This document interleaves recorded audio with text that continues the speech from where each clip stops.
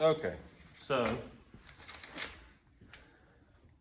in terms of 4 subject areas, we worked our way through, obviously, a lot of history, and dealt along the way with, and this would include the film that we watched, politics and public policy.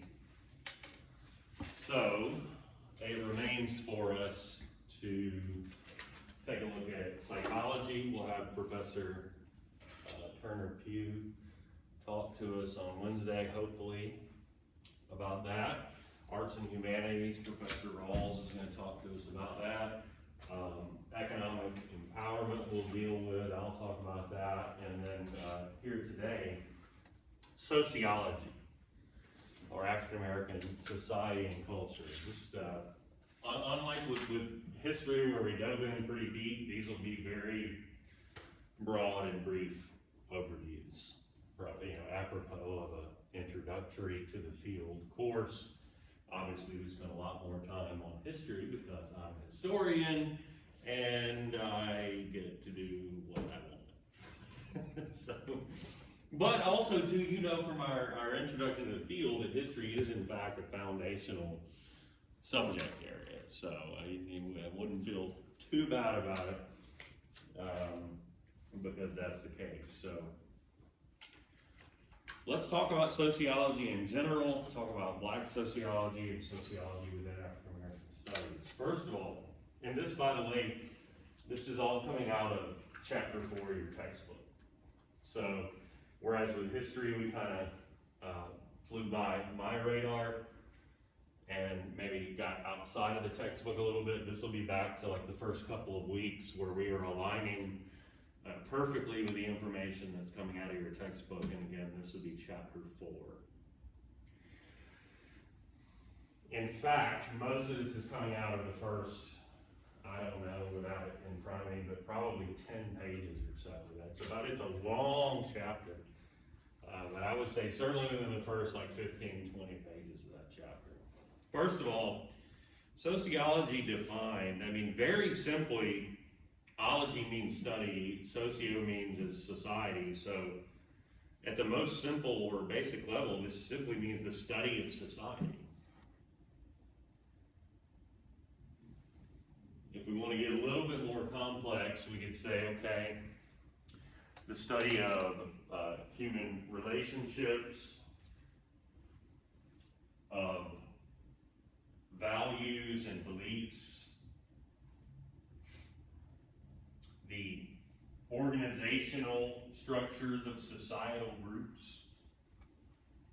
So relationships, values, beliefs, organizational structure of societal groups. So if you're trying to study, as were some in the 19th century, the human relationships, values, beliefs, organizational structures of societal groups, all of which makes up our society, you were trying to establish and control order in society.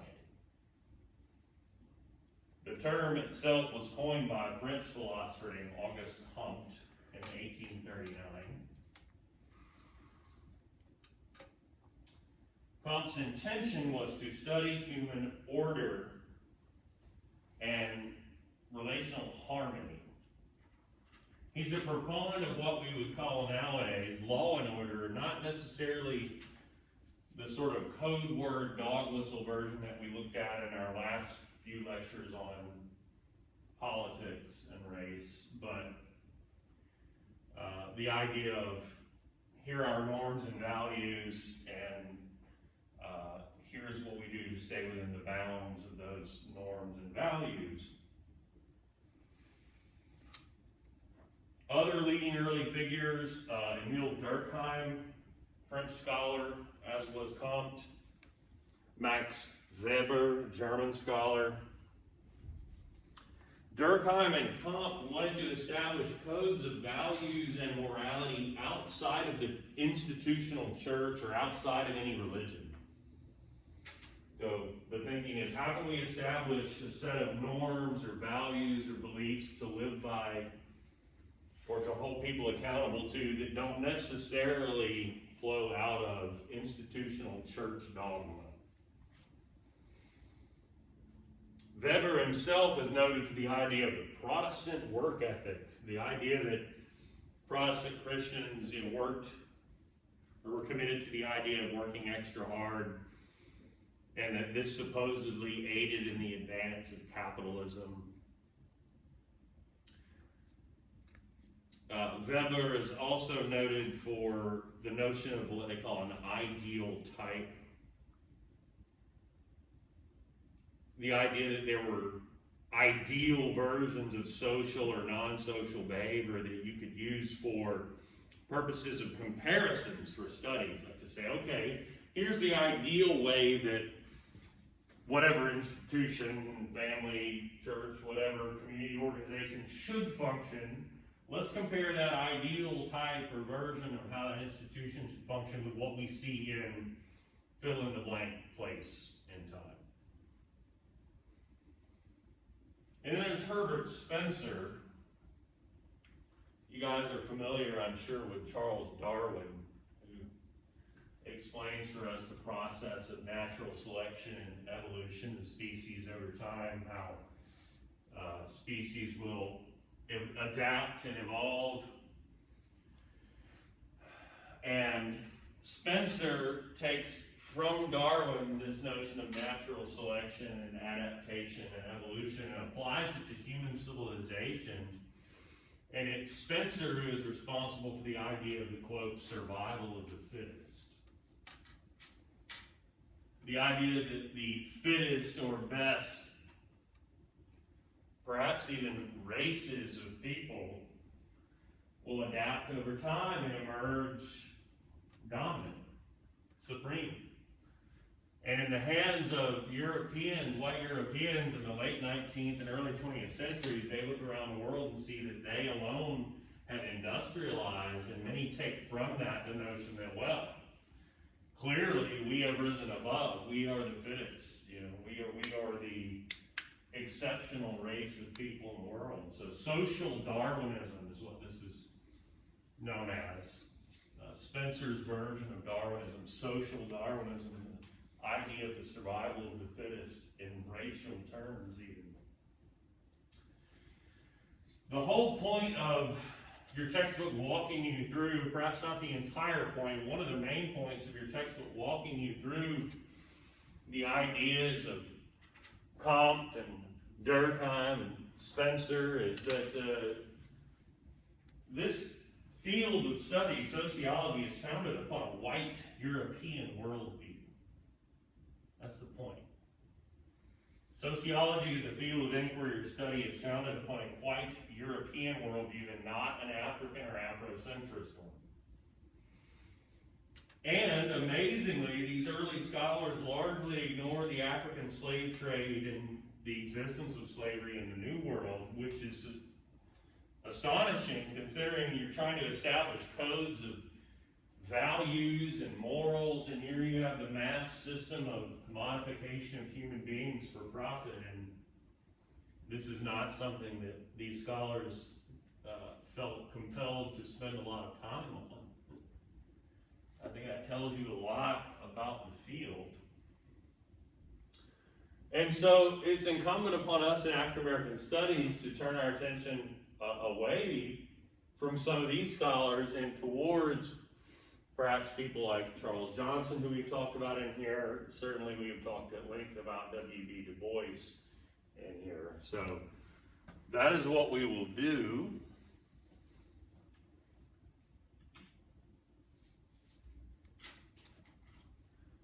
Sociology as a field in the United States takes root at universities at the height of the redemption period.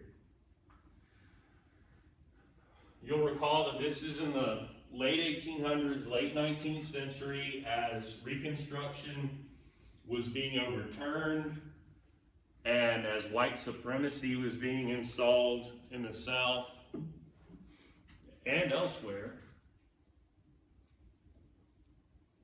As lynching was on the rise, Jim Crow was being institutionalized, disenfranchisement was approaching and so on. And so not surprisingly then, it was the theories and ideas that we just talked about associated with those white European scholars that get taught at universities throughout the United States. It's Compton, Durkheim, and Spencer, and Weber, and others. And what's more, those ideas are used as a means of studying the case of African Americans in American society. And imagine the results. Think about like the ideal type study and using that by comparison, saying, well, look at African Americans, they don't measure up to the ideal type. Well, yeah, no kidding. Because the development of civilization or societies in Africa was interrupted by outside forces, i.e. the slave trade. And the development of African American societies was, to put it very mildly, held back by the institution of slavery. And then even after slavery is abolished, by the redemption in Jim Crow and disenfranchisement. At every step along the way in the development of African American society, it is interrupted by outside forces that I try to think of an appropriate word, by catastrophic outside forces. By very nearly lethal outside forces. You might say pernicious outside forces.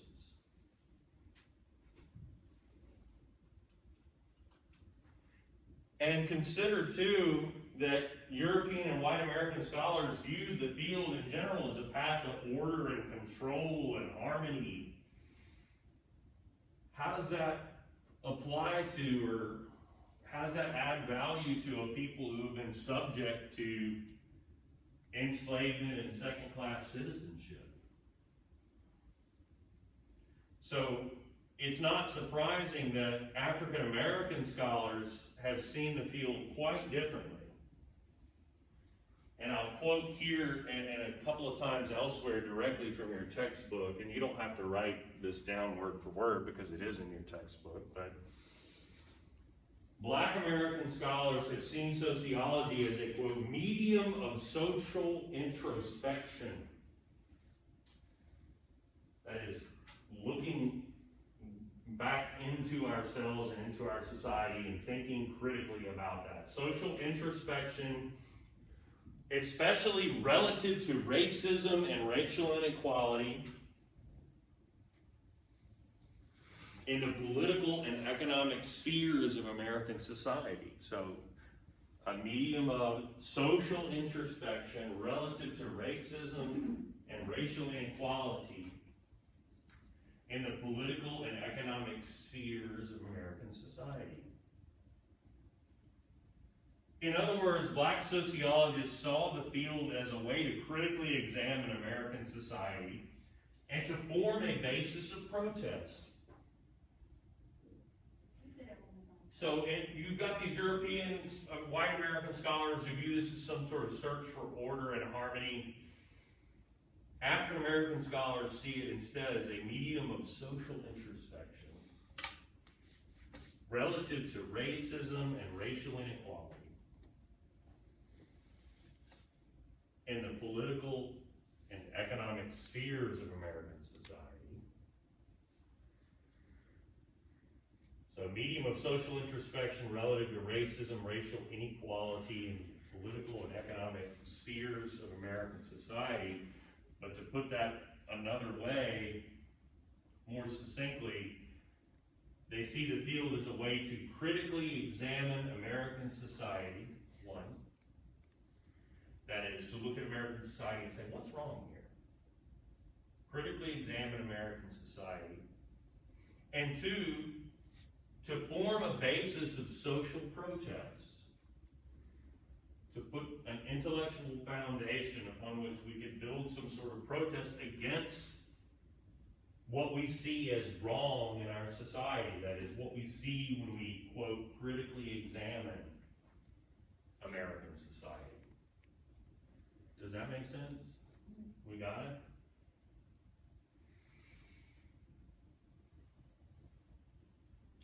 So to continue to expound upon that, to Black sociologists, the field is one that can create theories of liberation and standards of equality.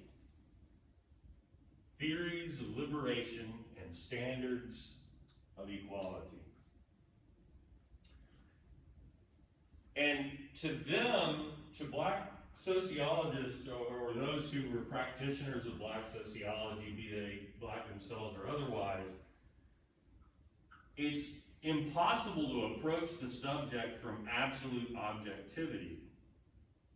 Objectivity would mean you approach it simply as a scholar and have no, what we might say, normative position, no assumptions, no goals in mind other than the search for objective truth or reality. The idea here is that objectivity has never led to black advancement. And you're talking about a people in the New World and specifically in America who have been oppressed at every step of the way.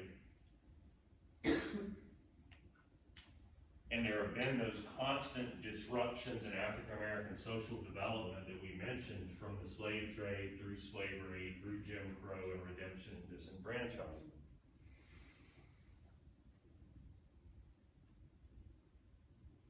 And so it is not necessarily an objective approach then, of course, that we can recognize that part of the goals here are to not just critically examine American society, but to form a basis of protest that would tend to lead to black liberation, social equality, and so on. This ought to dovetail, if you're remembering back to the first couple of weeks of the semester, with how we talked about the field of African American studies in general, and the sort of Afrocentric worldview that we talked about. And speaking of which, it ought to be no surprise that it is black sociologists, along with historians, as you know, but sociologists who were among the first in the mid-20th century and after to call for the creation of African American studies programs. You remember Dr. Hare that we talked about, pictured at bottom right from San Francisco State. I will remind you that he was a sociologist. And he and student Jimmy Garrett are those who pushed for the creation of the first Black Studies department there. Along with, hand in hand with the push for the creation of African American or Black Studies departments and programs, came the push for black sociology, a field that is inherently, fundamentally critical of sociology's origins. It was white sociologists who had suggested that black people, that Africans had no civilization. It was white European sociologists who insisted that Africans were inherently inferior as human beings and in terms of the societies they had built. How could you reasonably present such a field from a point of objectivity when you know those are the origins and the early history and the early teachings of that field?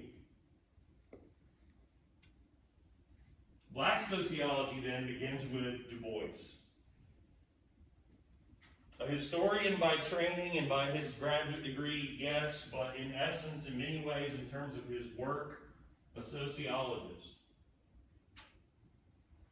Du Bois's approach is inherently skeptical of those comparative approaches associated with Weber and others who would say, well, there's an ideal type, and compare society over time in its current form to that ideal type and see what you get from a social science study standpoint.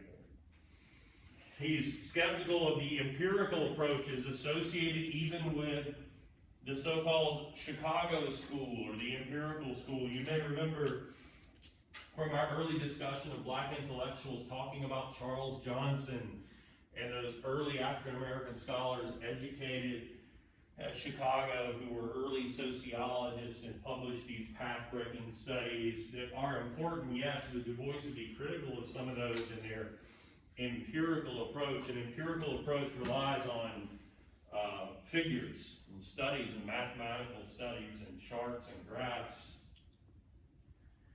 Du Bois argued that okay, let's instead approach this from this idea of there being 4 stages of social development,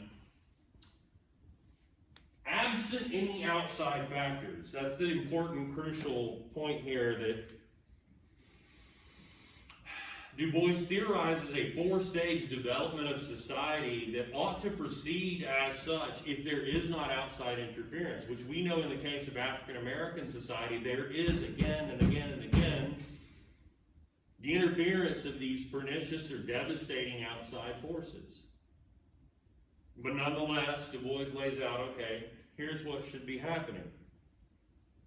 You would first have the organization of society for subsistence.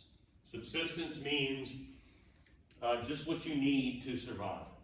So societies or the beginnings of societies would first emerge where human beings were simply trying to survive as hunter-gatherers even.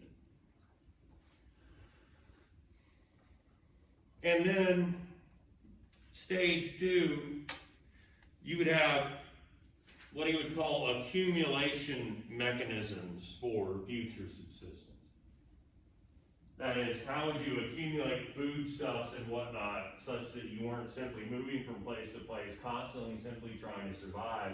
So this would include like the development, for example, of what we call sedentary agriculture, learning how to settle down and to farm, or learning how to domesticate livestock or animals. Very basic stuff. But then we get into 3 and 4, more advanced stages. So you should have then 3, the introduction of institutions that foster positive social relations. Institutions, we'll talk about what that means, what examples of that would be. Introduction of institutions that foster positive social relations and the transmission of values and beliefs from generation to generation. So you would have the introduction of institutions, and again, we'll talk about examples of that. Institutions that foster positive social relations and the transmission, that is, giving over to the next generation, the transmission of values and beliefs.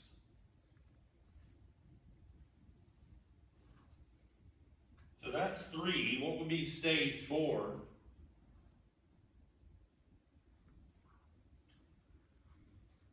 The establishment of intercultural contacts.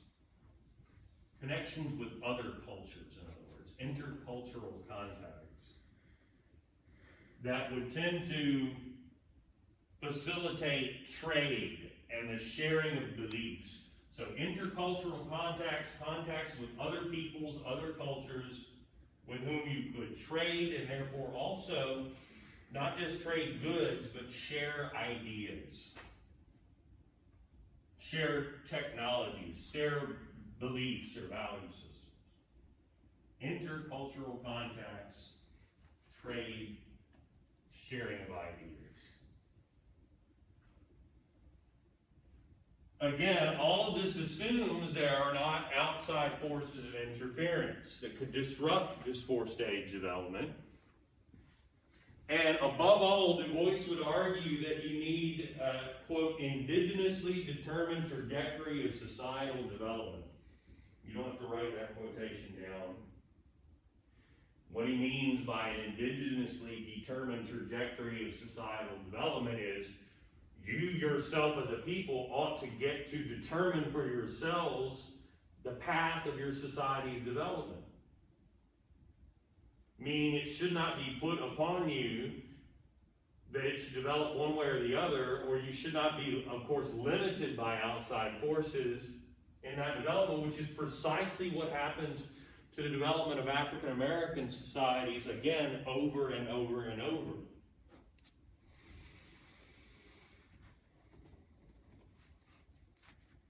But Du Bois would argue, to their credit, African Americans did create viable social institutions despite that outside interference. So for Du Bois, it's not that you look at where African American societies fall short and think what a shame. It's you look at the institutions that African Americans have created and think how remarkable to have created these viable social institutions in the constant face of these outside pernicious forces, detrimental, damaging forces. And to sum all that up, then, the main goals of sociological inquiry within African American studies. Number one, to identify historical models that have worked. To identify historical models that have worked. In other words, historical models of social development. To identify historical models that have worked. And two, to develop new models of social organization. To develop new models, then, number two, of social organization that serve current needs. I want you to think back to what I said about how black sociologists saw the field as a way to critically examine American society and form a basis of social protest. This is another way of saying essentially the exact same thing. So we earlier said black sociology is a way to critically examine American society and form a basis of social protest. Here we're saying the point of sociology in African American studies is to identify historical models that have worked through critical social inquiry, and to develop new models of social organization that serve current needs, or to put it another way, to form that basis of social protest. Any of that need to be repeated? Everything clear?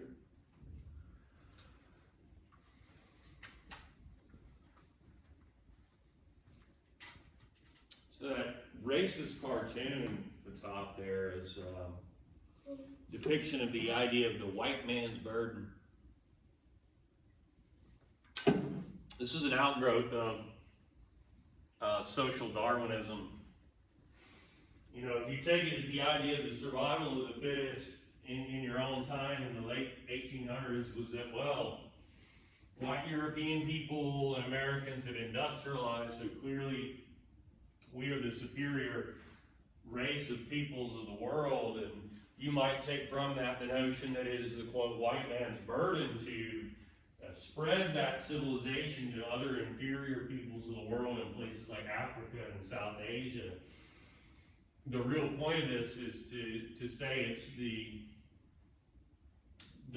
burden or obligation or duty means really this is a justification for imperialism. This is a racist justification for the industrialized white nations of the West of the world to go and imperialize and exploit African and Asian peoples and South American peoples and Pacific peoples for essentially access to their resources, and to say, yeah, well, we're building them railroads and telegraph lines and dredging ports in their cities and whatnot, and this is really spreading our civilization for their benefit and their advancement.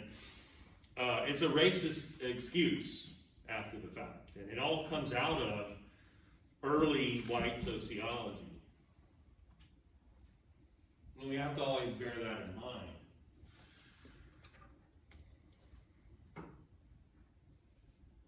And so, of course, at the heart of black sociology would be a focus then on race, racism, the ideas of color in general, and the role that these play in our culture. Be it white American culture, black culture, or otherwise. And of course, speaking of which, within black sociology, there would be some attention paid to, well, what is black American culture? Is there a separate and distinct black culture? What does that look like? How is it different from white American culture? Is there overlap or interplay, and so on? But in any case, these are factors that are at the heart of the black experience in American society. So of course you must deal with them systematically in sociology within African American studies. Racism has always been and continues to be a factor that affects the social organization of African Americans, the political and economic conditions in which African Americans live. And it goes beyond what we might consider sort of individual beliefs or individual racism on the part of any one person, which we might categorize as prejudice. Individual racism, individual beliefs. And goes to then discrimination, that is persecution, domination of one people over another, institutionally. Your book makes a very important point for this kind of racism to exist. One people must be in a position of power to place others at a disadvantage.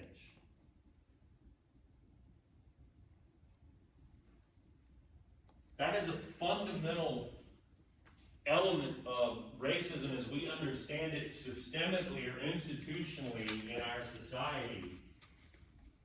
That a necessary factor is that you have one people in a position of power to subjugate another people. That's how racism exists. So throw that back next time someone wants to talk about reverse racism or something like this. It's about a power dynamic. And it's about persecution and domination and holding another people down systemically, institutionally.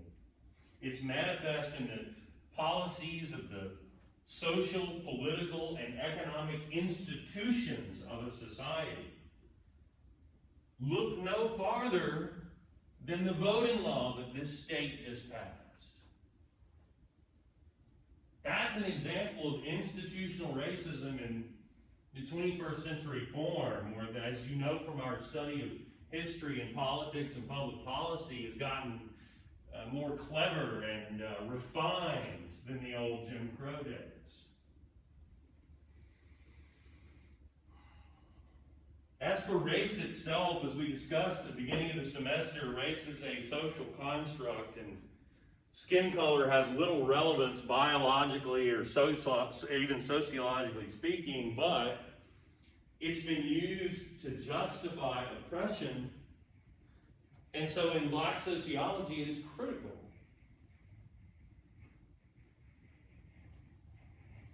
And black culture is critical, shaped as it has been by the realities of black American experience. From an Afrocentric perspective, then, race and culture are clearly related. Because so much of African American culture has been defined by the struggle that we talked about from the very first day in here. Consider, too, the degree of segregation in American society that we continue to have, and not just in the South, but literally everywhere. Especially in our main cultural institutions, like not just families, but schools and churches remain among the most segregated institutions in American society. And those are incubators of culture. So of course we can speak of a separate and independent black American culture that is informed by race and racism and color.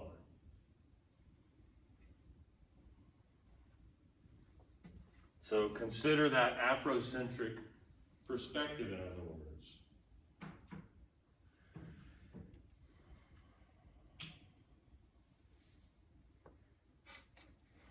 And take a good look at institutions in black communities, as your textbook does, and as any black sociologist would.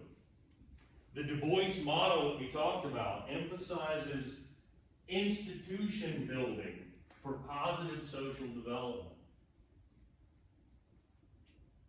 Establishing institutions socially that would tend to lead towards positive social development. So Du Bois would argue you need to, and this is sort of stage 3 of the 4 stages we looked at, you need to establish stable family arrangements.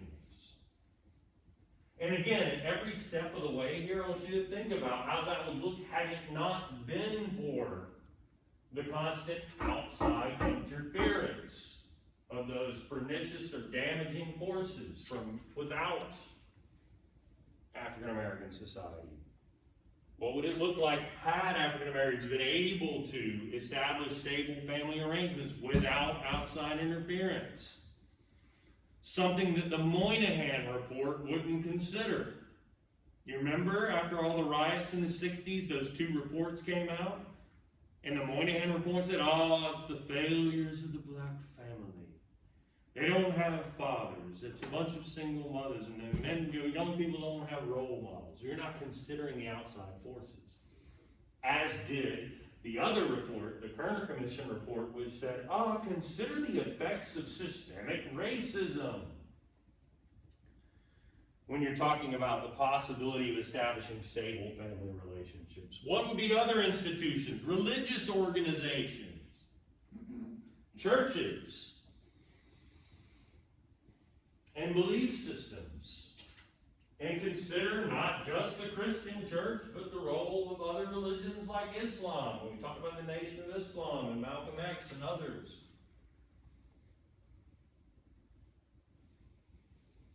And then the educational systems that we have, K through 12 education, higher education, and HBCUs, and so on.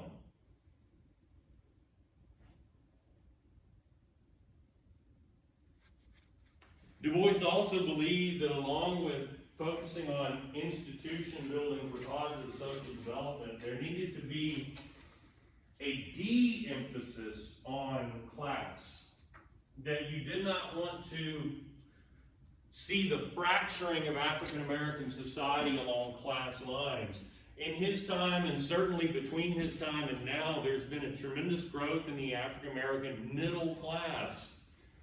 And certainly growth of an African American wealthy class. Du Bois said there was great danger in that stratification if those emergent higher classes of African Americans didn't always see themselves as tied together in the struggle with the African American poor, and the working class.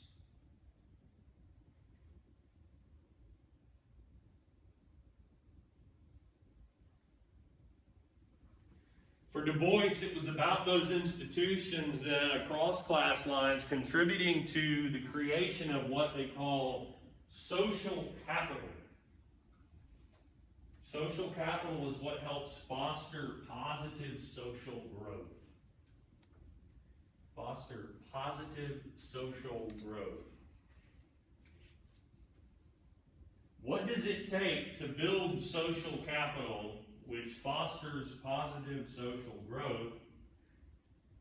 Well, it requires widespread involvement of those in the community, again, across class lines. Community involvement, and it necessitates, or it would tend to need conditions of safety in the community. So community involvement, a safe community, the development of robust or dense social networks, community involvement, safe conditions, social networks, a shared understanding of the value of life, shared understanding of the value of life, and internal control of the economic and political institutions of the community. That last bit is inherent in the black nationalism of a Malcolm X or a Marcus Garvey. Internal control or ownership of economic and political institutions. Ownership of black businesses and black communities. Black political representation on local governing bodies, and so on. And if you think about ghetto communities throughout the United States, throughout Black America, you can see where due to those outside pernicious or damaging forces, there's a falling short in many of these categories. You don't have widespread community involvement. You don't have safe conditions. You don't have dense social networks. You don't have a shared understanding of the value of life, and you don't have always internal control of economic and political institutions.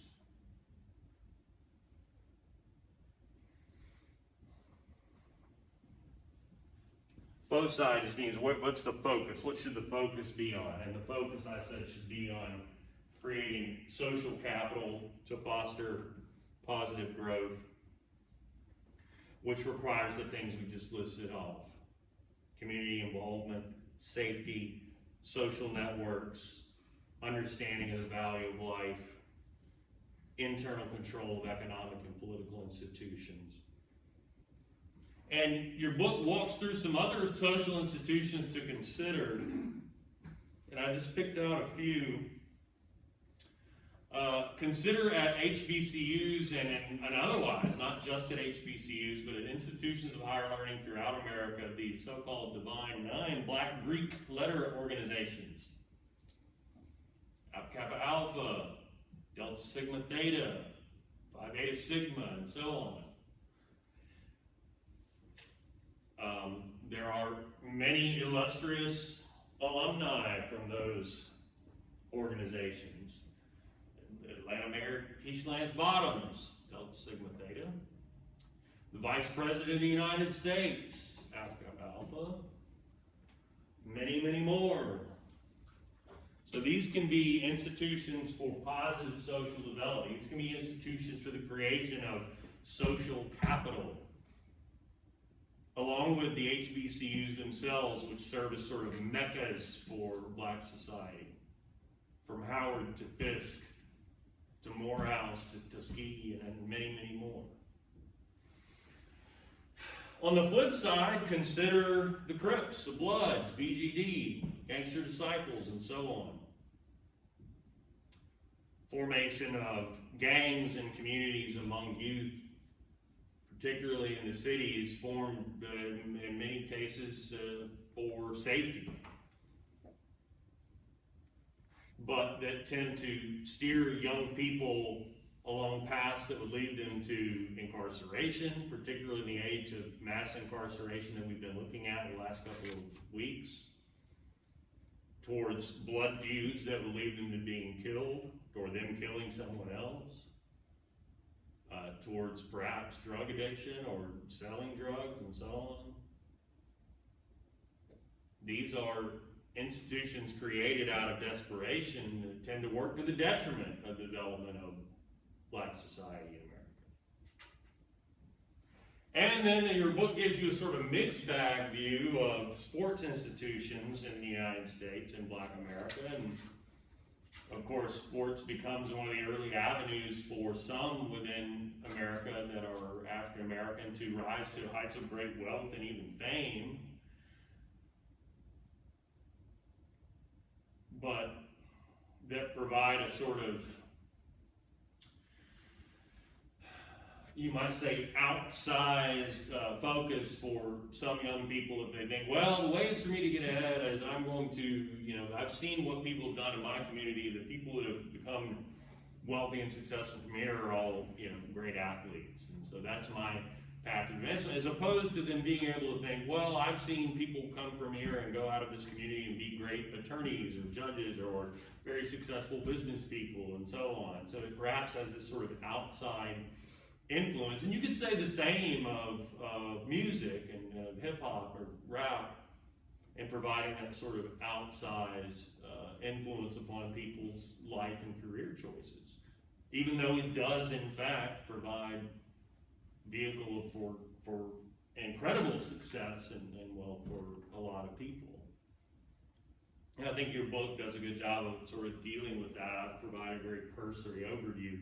If anybody wants to hit up the full 70 pages of that chapter, please do. Very in-depth is this chapter. But we've got to still hit economics, we've got to do psychology, we've got to do Humanities, we got to do the 1619 project essays, and so we'll sort of leave it at this cursory overview and move on. Any questions about any of that? Anything at all? Okay, well, that's that. Hopefully Professor Turner Pugh will, for us on Wednesday,